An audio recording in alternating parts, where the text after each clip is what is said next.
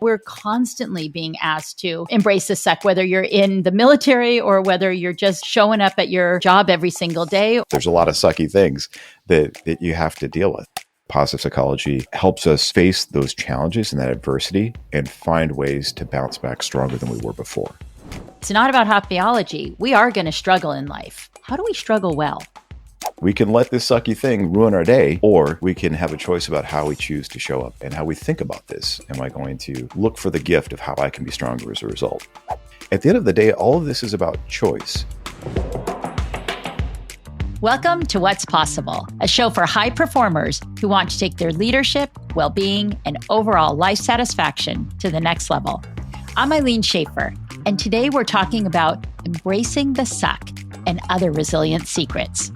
Did you know that the U.S. military tapped the science of well-being, also known as positive psychology, to equip their troops with top-notch resilience skills? It's easy to think of resilience as an overused word that gets thrown around a lot in our workplace. But is this buzzword worth paying more attention to? The military, the most high-stress, high-risk, mentally and physically challenging work environment, brought in the experts in well-being to train their people.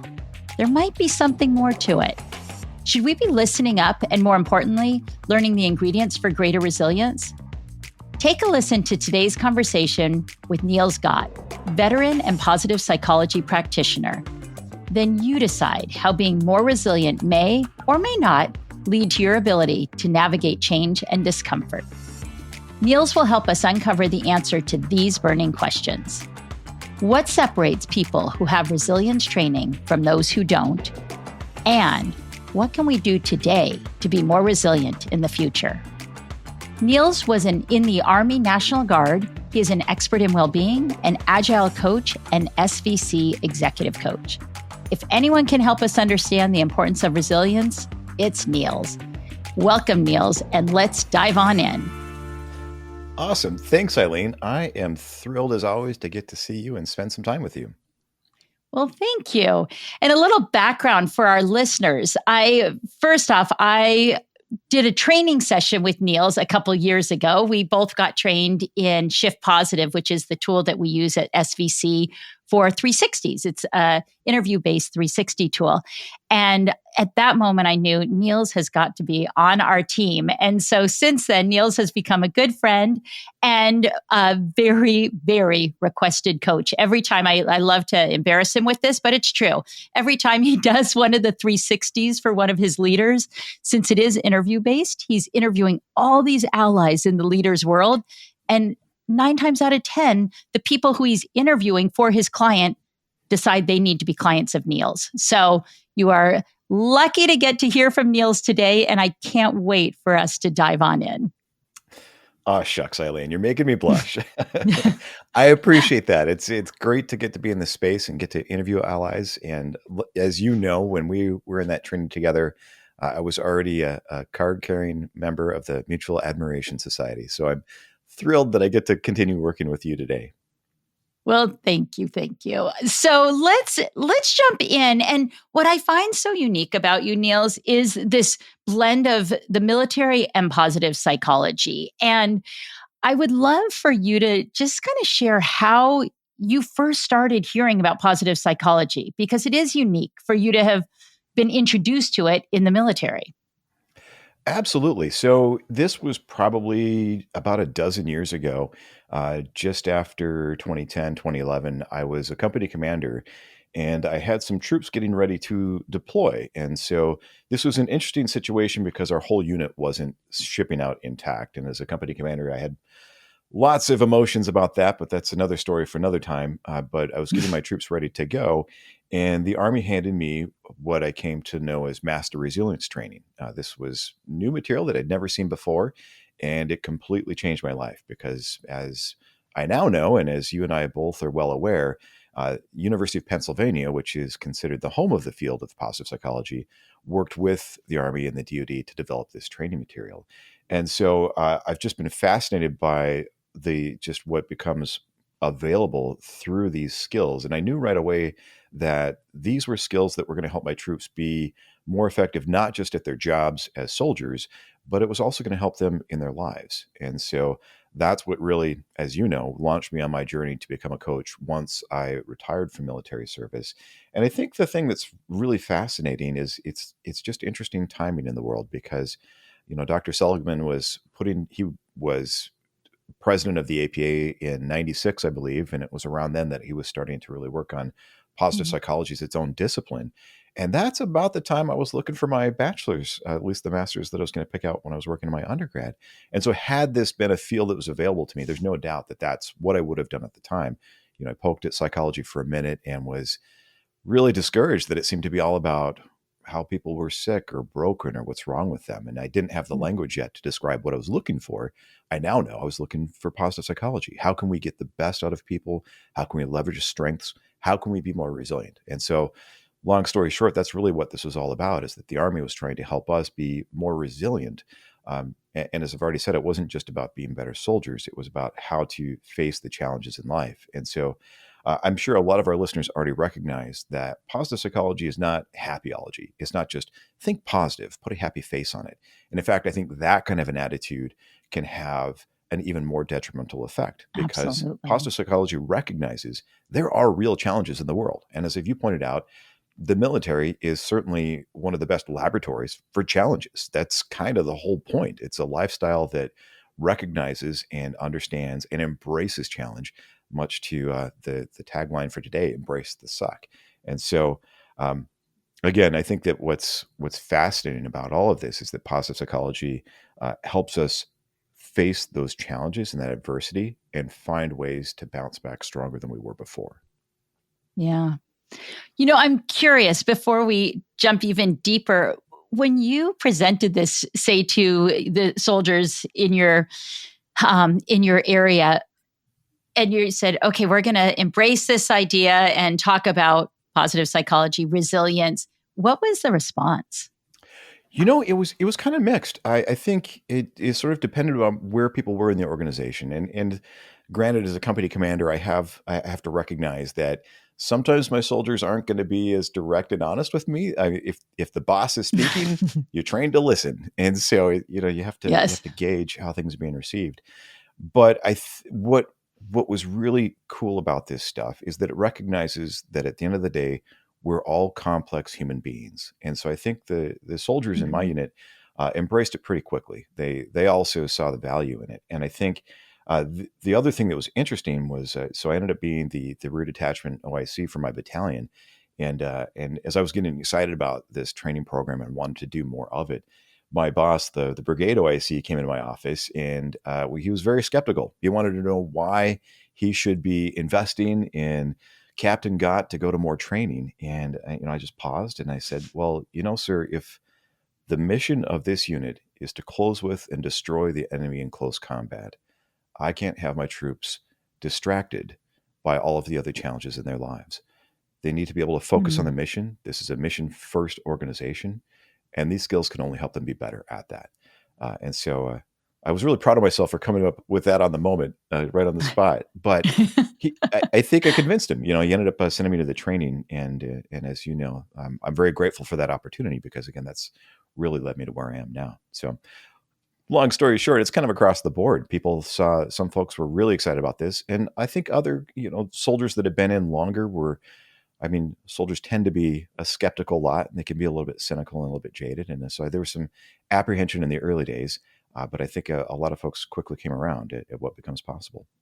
It's so good because I think, and it's, I guess, our brains, if you think about it, when you introduce a new concept, oftentimes our knee jerk reaction is, no, I don't want to go there. And then if you start to listen, pause, breathe, etc., you can take in this and think, wait, how could I use this to my advantage? And why don't I open my ears, open my mind, open my eyes, and give it a try? And so Mm. it sounds like you helped people ease into that so they could reap the benefits. Absolutely, and I think you're right on. There's when we're facing something new, there's always that initial apprehension, and so I'll just pull the thread a little bit further because I think one of the things that became immediately apparent to me is that at the end of the day, all of this is about choice. And so there's this basic model that was presented to us in the training program. And I think it's sort of a core tenet of positive psychology. And so I knew it as this ATC model, this activating event, the thoughts and the consequences. And so when something happens that triggers us, that's that activating event. The thoughts that happen right after it are often so quick that we think they're automatic. And so that for me is the genius, is recognizing that we do have a choice, because the thoughts that we have and how we choose to interpret a situation, as you know, that drives how we show up. That drives our Yep, our emotions and the way behavior. we respond. Exactly. Yeah. So whether we're responding or just reacting. Mm-hmm. Yeah. So let's talk a little bit about our title, which is a unique title, Embrace the Suck. And I remember you had presented that to me. You said, "Oh, I don't know if this title's okay for our audience." I said, "Absolutely," because that is truly what we're talking about. And there can be a lot of kind of sucky things, in an uncertain world. And so we're constantly being asked to embrace the suck, whether you're in the military or whether you're just showing up at your job every single day, or you're in life in general. So I do want to ask you about your experience embracing the suck. But before I do, how would you define that?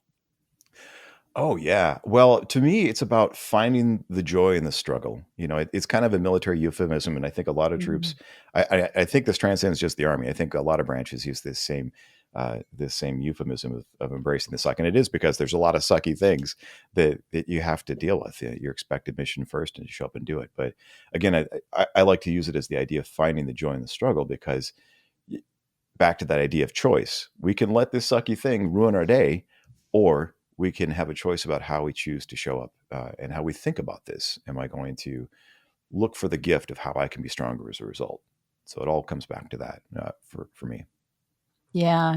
And I know in positive psychology, we often will say, as you said, it's not about hot biology. We are going to struggle in life. That is everybody. You can't get through through the game of life without having some struggles at some point. And what positive psychology, this evidence-based field, really focuses in on: how do we struggle well? Because we are going to struggle well. Or I'm sorry, we are going to struggle. How do we do it well? And I actually, like, you just took it up a notch. How do you find joy in that? Which is even beyond struggling well. Absolutely. And, I think you and I both know the research shows that not only is there going to be struggle and challenge in life, but you actually need a certain amount to have a thriving life. Yes. And it's all about getting out of that comfort zone so you can find some growth. But yeah, I like to look at it as an opportunity to find some joy, because that helps us be more creative. It helps us rise to the challenge and be better problem solvers. Yeah. I always like to kind of pull out my highlighter on certain things. And my fluorescent highlighter just wants to go back over what you just said. And that's: we need some struggle in life to have a thriving life. That's pretty powerful. Well, absolutely. And I love to talk to my clients all the time in the coaching space about the idea of getting out of our comfort zone. And it all comes back to, if you don't have some challenge, you don't have any opportunities to learn and grow. And to me, that's the heart of what this is all about. How are we going to learn, and how are we going to grow? Yeah. What changed for you when you started embracing the struggle? Or I'm not embracing the struggle. Well, embracing the struggle and embracing the suck. What changed for you? They totally go hand in hand, embracing the suck and the struggle. And, a few things changed for me. I'm thinking about even some of my early experiences in the military. I mean, boot camp was kind of that first opportunity for a lot of us to recognize that there's always a little bit more. You can always go a little bit further than you thought you could. And so even though I Mm, didn't have the language back then, they were obviously teaching us about resilience, that, yeah, you yeah. think your feet are done and you think your back is sore, but you can actually crank out another mile of this ruck march. Or I think about a climbing tower that we are on, that, this tower it had several platforms, something like 6, 7 feet apart. And this climbing tower was probably 30 feet tall. And as a squad, we had to get ourselves up this climbing tower. And so there's no ladder. So you've got to figure out how you're going to do this. And I really remember I was the last one up this platform. And so I've grabbed a hold of the platform above me, and I'm pulling myself up, and I'm flipping my feet up to kind of do a backward somersault and hoping that my squad catches me. Because if they don't, I'm going to fall on my head. And that's a little bit Oh, scary. no. So Anyway, I'm off on a tangent about, the whole point is that we can always go a little bit further. And so what changed for me is that recognition that we can dig deeper. We can reframe our Mhm. circumstances and we can think about what's available to us. So I'll get out of sort of the military idea and think more about where I am now in life. As a parent, oh my God, every day I have opportunities to be resilient and to think about how I'm going to reframe these circumstances. And so it's been a fascinating opportunity. As you know, my kids are younger, but it's much as I love them to death. Maybe someday I'll tell them how much I've used my experiences with them in the coaching space, because it's great to talk about the dynamics. And not that I would ever equate professionals in the workplace to toddlers or to young kids, but some of those human dynamics still translate. And so for me, that's what's really changed, is that I've recognized that everything in life is a gift, and it's our Mm. choice to figure out if we're going to look for the gift. Are we going to look for the Yeah. learning opportunity, or are we going to slip into that victim mindset, that sort of that learned helplessness and hopelessness, that life is sucky and it's always going to be leaning in on me? As humans, we can be predisposed to that negative mindset. And so, how do we work with that to really start to change the neural pathways and think about how can I shift my predisposition to protect myself, which is our, um, how we're wired for safety, right? And so now that we don't have to be as concerned about threats 24/7 as we maybe had to be thousands of years ago, we can now take a moment to pause and think, okay, which way do I want to look at this? And start to Mm. create a new path. Love that so much. It makes me think about James Clear is one of my favorite authors, and he Yeah. has a fascinating article about, and I forget the exact title off the top of my head, but he talks about that same idea, that negativity bias that we have uh, is probably born from some evolutionary prehistoric need, where we need to be looking for those threats. Our present day brain, even though it's built that way, doesn't recognize that this threat in the environment isn't a tiger trying to eat me, and I can, to your point, pause and be more thoughtful about the circumstances that I'm in. Yeah. Even if the circumstances are trying to get a 2-year-old to go to bed, so, Exactly. which I think is So a very true. real scenario for you. Um, Yes, so true. um, One thing that I do want to just circle back on, because I think it was really important. And I just had this conversation with a friend of mine who's a personal trainer. You were talking about you needed to make sure those people were on the ground to catch you so you didn't fall on your head, which actually we didn't follow up. Did they catch you? We need They to did, we need fortunately. Yes, yes. I made to it we here need today to to know tell the the answer tale. to that. Here I So am.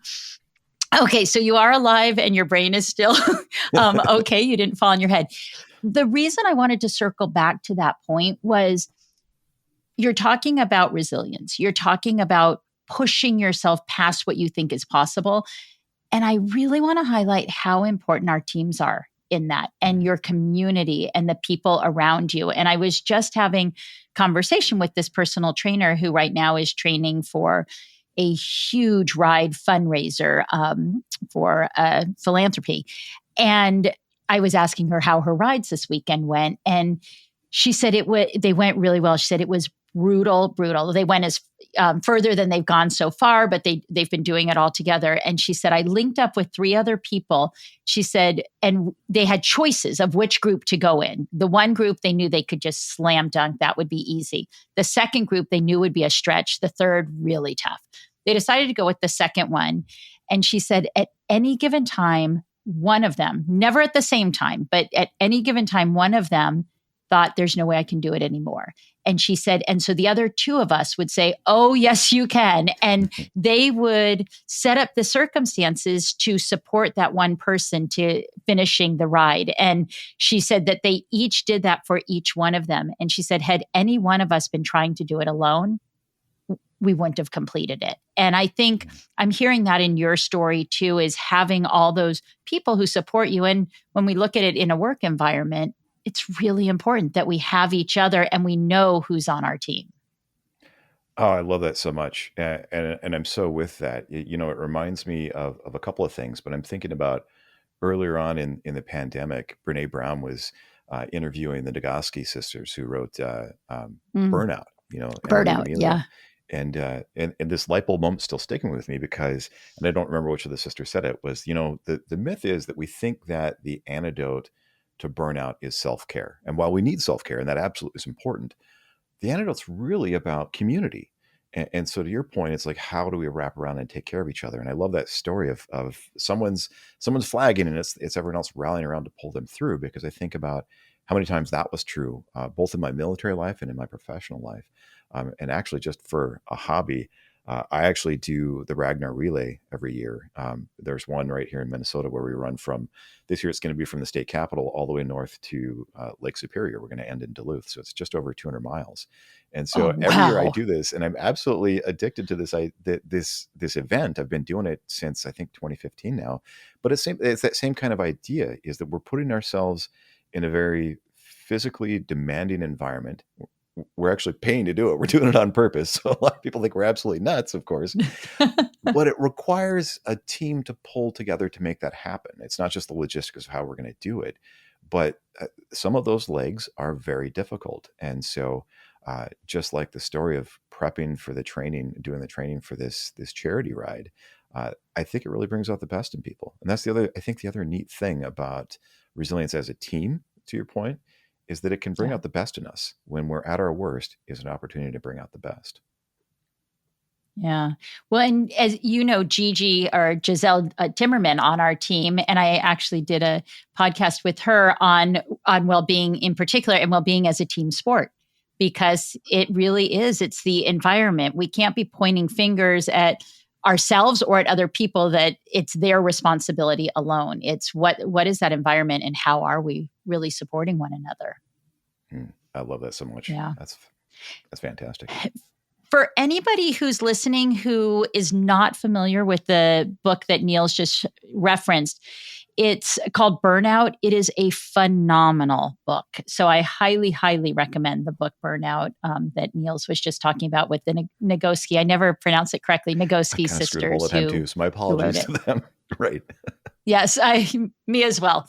So thinking about resilient skills in general, what do you feel like changes when somebody has the skills in their toolkit? What changes for them? Several things.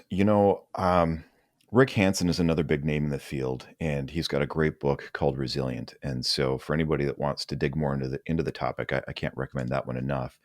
But he talks about how it helps leaders be more calm, confident, and even happy. And I think that those positive emotions are fantastic. Anytime we can induce those, that you can't get enough of that. But in my view, it's also about being or more optimistic, and really it's about being able to learn. And so we've kind of touched on that a little bit along the way. But to me, that's the heart of the matter. Is it's a growth mindset. How am Yeah. I going to rise to the occasion? It's a growth mindset in application in life. We're in the laboratory of Mhm. life to figure out how to actually use this. And we've talked about, at least I've shared the idea that I think that every challenge has a gift. Our responsibility is to look for that gift and to find that learning moment. But again, I think that's leaders that are more resilient. It's a combination of those skills.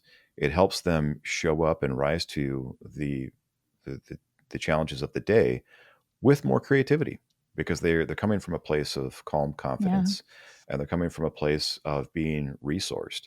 That's the other thing, is that when we are starting to burn out and we're not well resourced, we can be very reactive, and we're never at our most creative. We're never at our best when we're reacting to a situation rather than responding. And so coming back to that idea of being Yeah. in choice about how we think about a situation and how we're going to frame it, that gives us the ability to respond.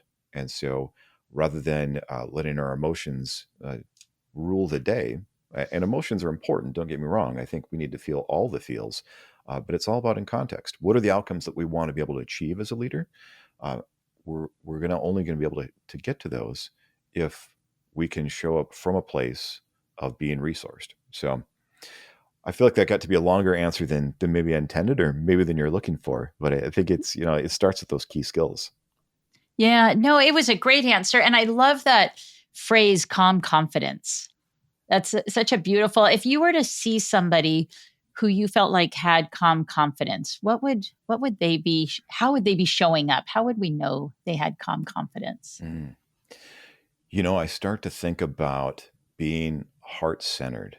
When leaders show up from a place of calm confidence, you know that they're open-minded and that they're Mm. coming from a place of they've put down their armor, getting back to Brene Brown's point of view, and they're showing up with curiosity.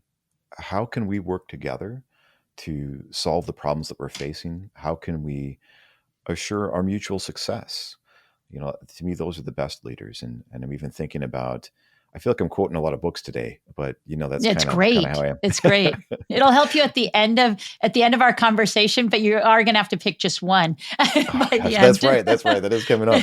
But I have to throw out, another one that I absolutely love. Liz Wiseman wrote Multipliers a few years ago. Hmm. And I think that that's another great way. That's a whole body of work on its own, in my view. But it's a fascinating book that really can help leaders show up from a place of calm confidence, because she's got a great model that recognizes that even well-intentioned leaders can become inadvertent. She calls it accidental diminishers, where even though we're showing up from a place of positive intent, we are inadvertently preventing our teams from being able to learn and grow on their own. So again, I think those are some of the ways that you see calm, confident leaders, that they're able to bring out the best in their teams and those around them. Yeah, I love that. What a thing to strive for, to have that calm confidence. It's a beautiful term and a beautiful goal, because Couldn't people agree can more. feel it, is what I'm hearing too from you. People can sense it. Absolutely. And isn't that kind of the secret to life when we lead from our heart? You can't go wrong. Oh man. Absolutely. So, thinking about somebody who's listening and they're thinking, okay, this is all real beautiful, but how do I develop these skills? Like, what do I do to gain that growth mindset, or to be, to even become calm and confident? What are some things people can do to actually make it happen for them if they don't already have this toolkit? I think one of the first and easiest things to do is to pay attention to language. I think about this idea, the difference between saying I am versus I feel. So I am tired versus Mm. I feel tired. Language Mm. shapes our worlds, it shapes our reality. And so when we pay attention to the language that we're using, it gives us chance to be intentional and to be in choice. To me, that's the very simplest, easiest thing to do, is to have some awareness about the language we're using, because it can be a clue to where we're being resilient and where we're not adopting a growth mindset, where we're sort of accepting the situation as fixed and we're not looking for chances to be creative and to continue to grow. To me, that's absolutely the easiest place to start. I would say the next level up is continuing to use that idea of the ATC model, where there's an activating event and we've been triggered and we're showing up in a way that we're maybe not very proud of. And again, parenting is a great laboratory for me, where I've always got chances to do that. But the workplace, similarly, we've always got chances to get activated and be triggered by something. It's that next piece, the thought, that we need to be aware of, that there is a choice there. It can feel automatic and it can feel like there isn't space for a choice. But that is the key to unlocking all of this, is being aware that we do have a choice between that activating event and the thought that we have. And that choice is going to drive how we show up. And if we're going to show up from a place of responding thoughtfully or reacting automatically. Yeah. Couple things that you said there is, one, going back to the emotions, which is so critical. And I want to highlight, you said this just a little bit ago, and then because it came back up, is we're not saying don't have the emotions. The emotions are essential. They're critical, and give yourself that ability to feel the emotions and come out the other side. And what precedes those emotions are often our thoughts. So if we see this as, you get an email that just gets your blood boiling and you respond immediately, you're responding straight through with emotion. If you take that breather and say, okay, what about this? And in your kind of your words of the joy and the struggle, how can I find good in this email, and how can I respond in a way that maybe I'm misunderstanding, and so let me take a moment to really gather my thoughts, and then that creates a whole new chain of events versus responding purely off of emotion. That's what I'm hearing you say with where the emotions come into play. Oh, absolutely. I love that so much. And I totally agree is that we are whole complex human beings and the emotions are important. And I wouldn't say that the emotions are good or bad. It's they're all either positive or negative in terms of their impact on our lives. And so I couldn't agree more. I think the leaders that are self-aware and can notice those emotions are the ones that are better equipped to be able to navigate the workplace in a more productive way to yield the outcomes that they need for their teams. And I love that Yeah. email example because, oh my God, I can think of so many times in my life where I got an email and right away went from 0 to 90 as I'm just Right. instantly activated by this, and I jam out that furious response. When I'm really thoughtful, I delete it and go take a breath and take a walk before responding. And I can't say that I was always successful in that approach. And I think that for a lot of us, we react immediately with the emotions that are happening. And so I couldn't agree more. It's not about stuffing the emotion down; it's about noticing it and using it Yeah. for the outcomes that we need. And so, if I have been triggered, now it's a chance to be curious. Why am I triggered? Hmm. What's happening for me? What is the iceberg? What are the values that are in conflict here that has caused me to show up this way? So I think that's always my invitation to all leaders is to be curious, especially if they're finding themselves triggered. Yeah. And think of emotions as information. Oh, Yes. wow, I'm getting some information. Yeah. This has got me heated up, or this is, flooding me with good chemicals in my body. I just got emotions, or not emotions. I just got information from my emotions. I love that. And, I think our friend Amelia likes to say, and I don't know if it's hers originally, but the idea that emotions are energy in motion. And so that Yeah, information is so love valuable. that. Couldn't agree more. I just had a great conversation with Lorraine Stamp. She did a TED talk on choose your words wisely.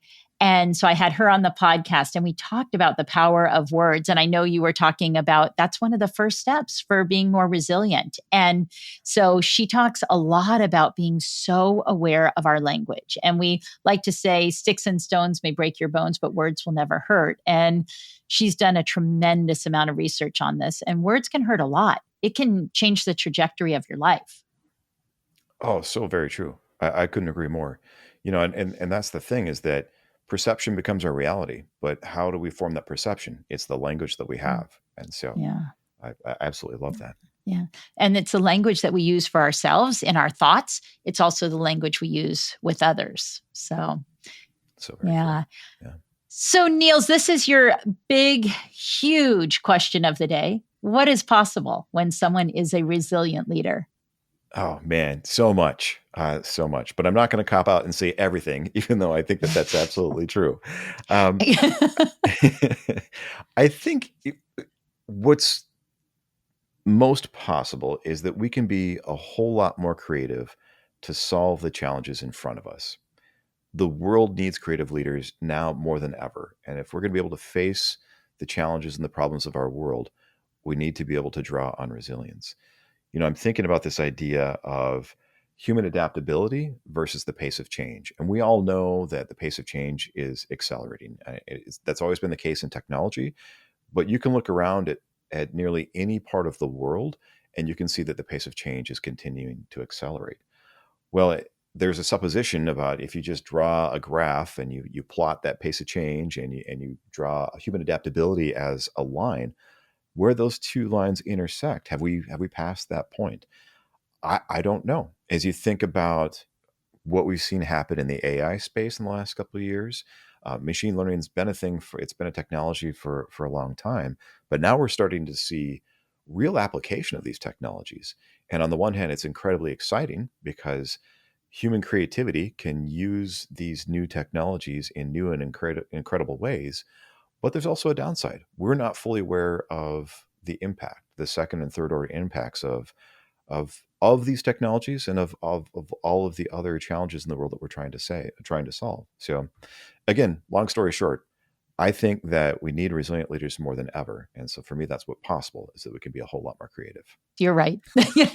And particularly in the current world that we're living in, it's that adaptability. And to be adaptable, you must be resilient. Absolutely. Yeah.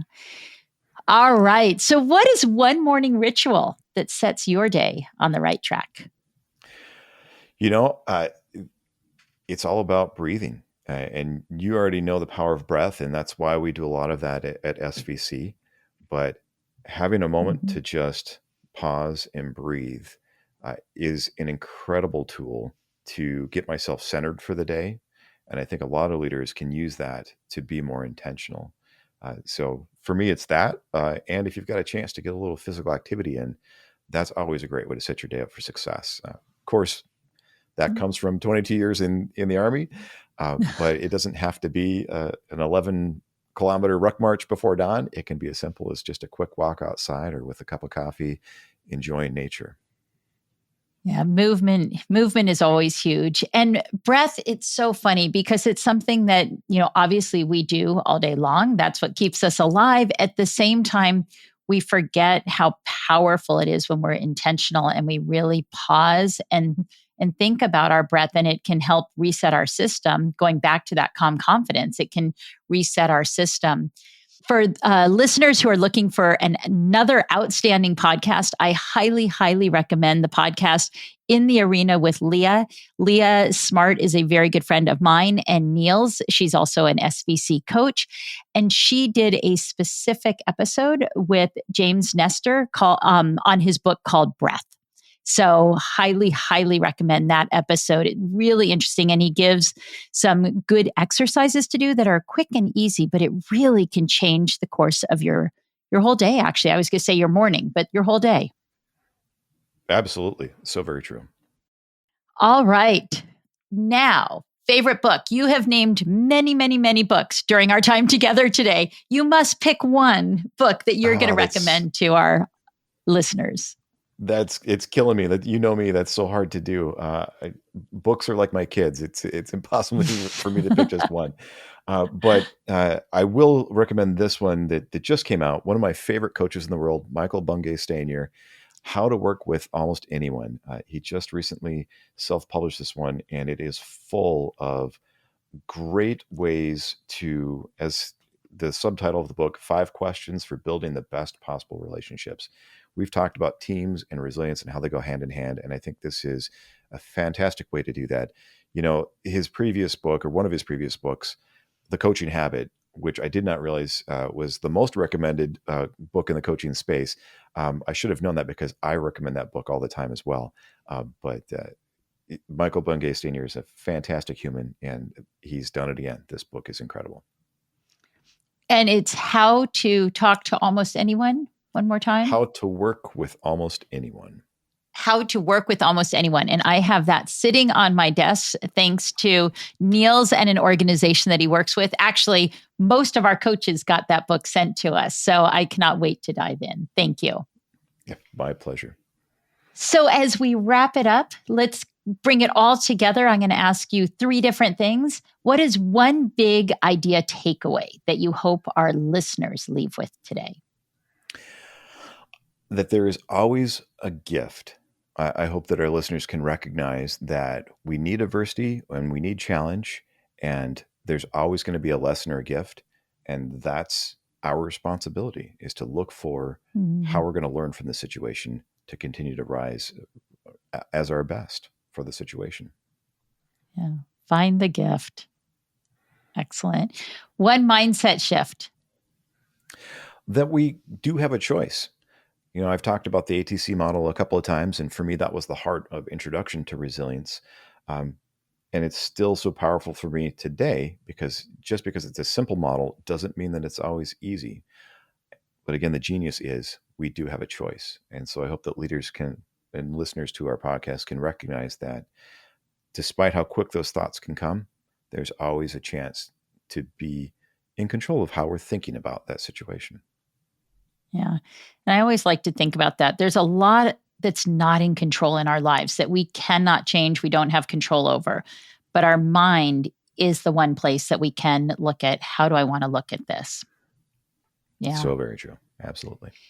And the last one, for people who want to take all this good conversation and actually apply it to their lives, what is one action that they can take right now in this moment? Start thinking about your language. We've talked about that a couple times, how the language shapes our world. And so be mindful of the words that you choose and how you're using them, because that's a way for you to be in choice, so that you can, to your point about there's so much that's not in our control, how we show up is the only thing that can be in control in our lives. Yeah. And pay attention. Yep.